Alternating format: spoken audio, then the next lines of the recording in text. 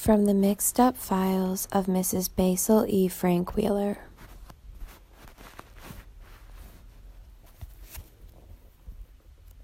By E. L. Koningsberg.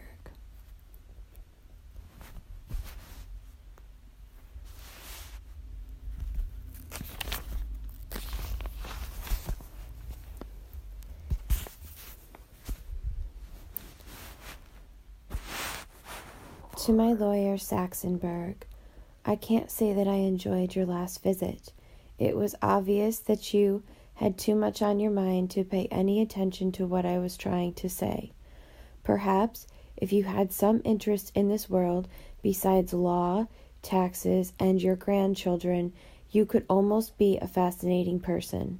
Almost. That last visit was the worst bore. I won't risk another dull visit for a while, so I'm having Sheldon, my chauffeur, deliver this account to your home. I've written it to explain certain changes I want made in my last will and testament. You'll understand those changes and a lot of other things much better after reading it. I'm sending you a carbon copy. I'll keep the original in my files. I don't come in until much later, but never mind. You'll find enough to interest you until I do. You never knew that I could write this well, did you? Of course, you don't actually know yet, but you soon will. I've spent a lot of time on this file. I listened. I investigated, and I fitted all the pieces together like a jigsaw puzzle. It leaves no doubt. Well, Saxonburg, read and discover. Mrs. Basil E. Frankweiler. Claudia knew that she could never pull off the old-fashioned kind of running away.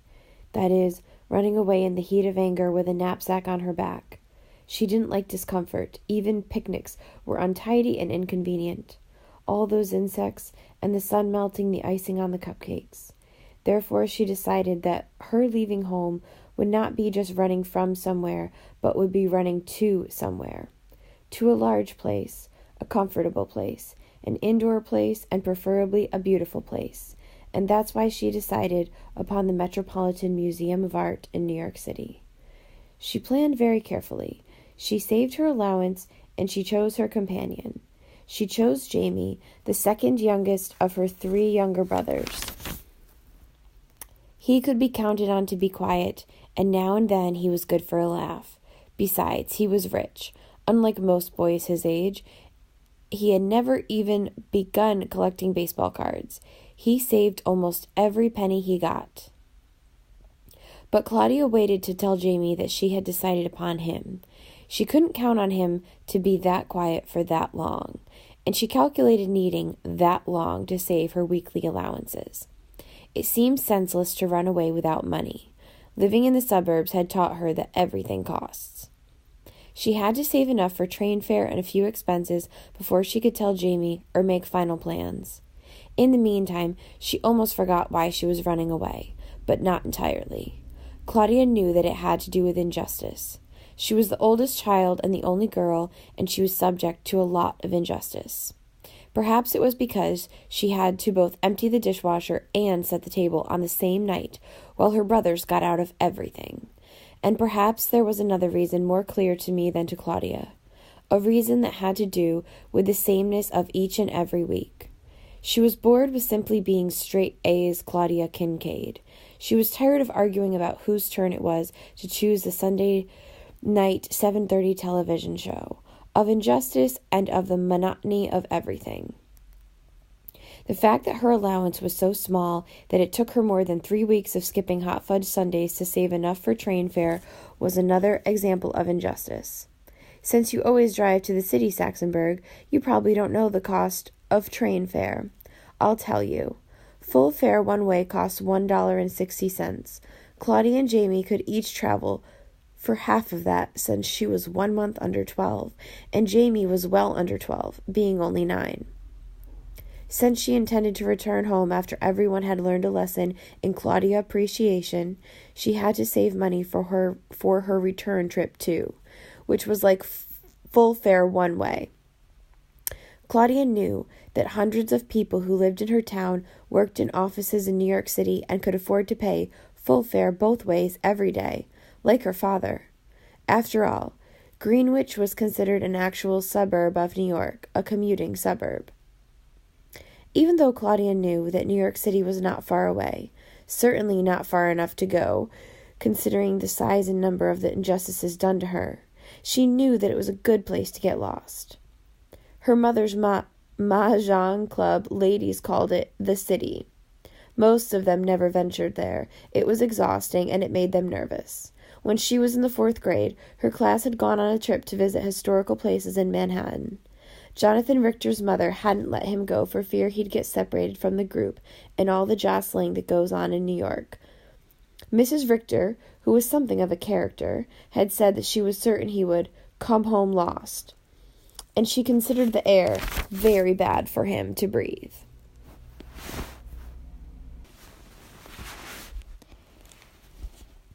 Claudia loved the city because it was elegant, it was important and busy, the best place in the world to hide. She studied maps and the tour guide book of the American Automobile Association and reviewed every field trip her class had ever taken. She made a specialized geography course for herself. There were even some pamphlets about the museum around the house, which she quietly researched. Claudia also decided that she must get accustomed to giving up things. Learning to do without hot fudge sundaes was good practice for her. She made do with the good humor bars her mother always kept in their freezer. Normally, Claudia's hot fudge expenses were 40 cents per week. Before her decision to run away, deciding what to do with the 10 cents left over from her allowance had been the biggest adventure she had each week. Sometimes she didn't even have 10 cents, for she lost a nickel every time she broke one of the household rules, like forgetting to make her bed in the morning. She was certain that her allowance was the smallest in her class, and most of the other 6th graders never lost part of their pay since they had full-time maids to do the chores instead of a cleaning lady only twice a week. Once, after she had started saving, the drugstore had a special hot fudge, 27 cents, the sign in the window said. She bought one. It would postpone her running away only 27 cents worth. Besides, once she made up her mind to go, she enjoyed the planning almost as much as she enjoyed spending money. Planning long and well was one of her special talents. Jamie, the chosen brother, didn't even care for hot fudge sundaes, although he could have bought one at least every other week.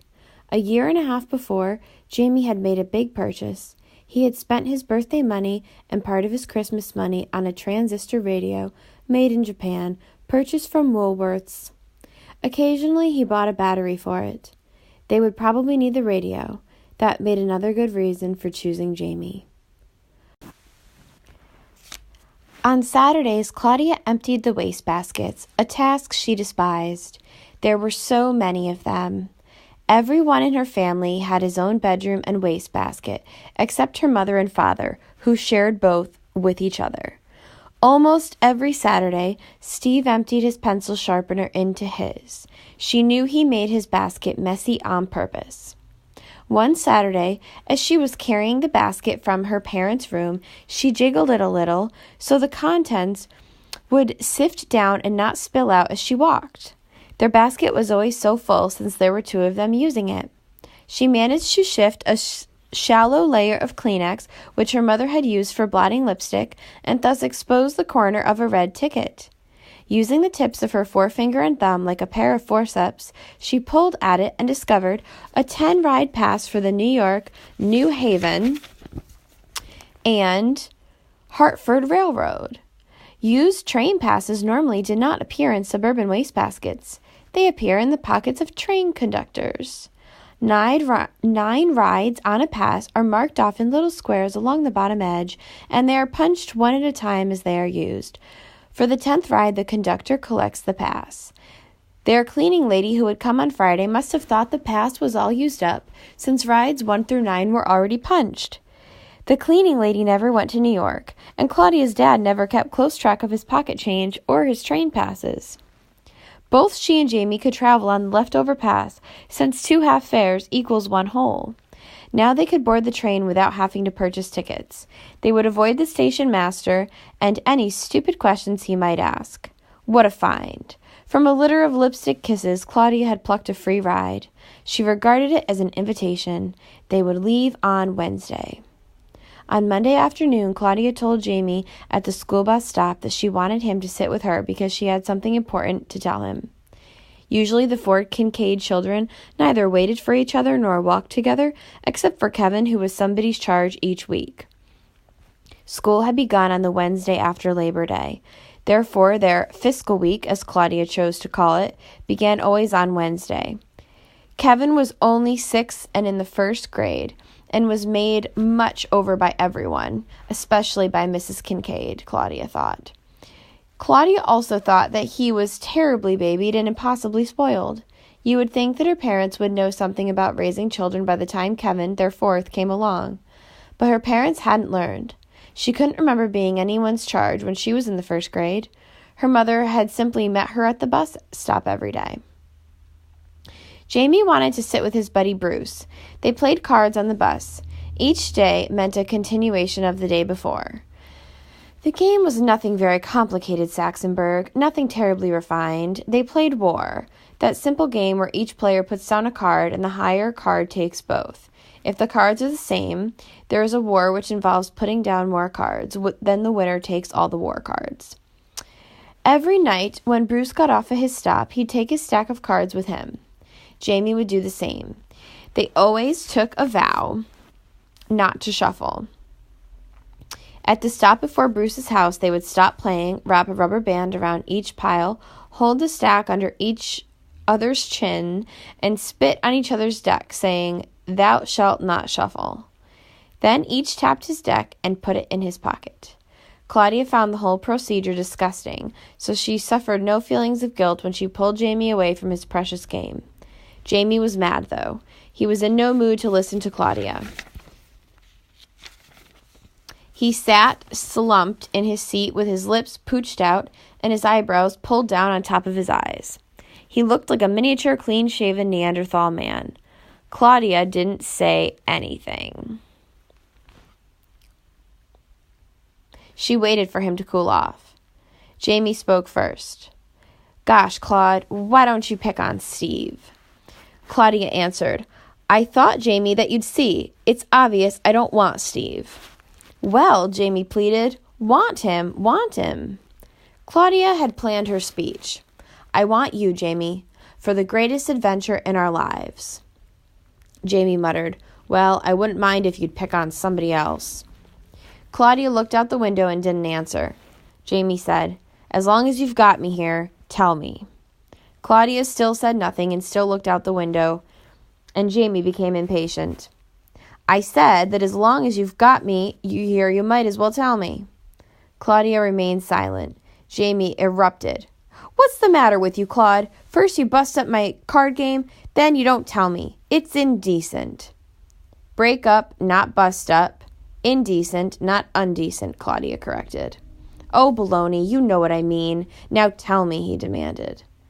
"I've picked you to accompany me on the greatest adventure of our mutual lives," Claudia repeated. "You said that." He clenched his teeth. "Now tell me." "I've decided to run away from home, and I've chosen you to accompany me."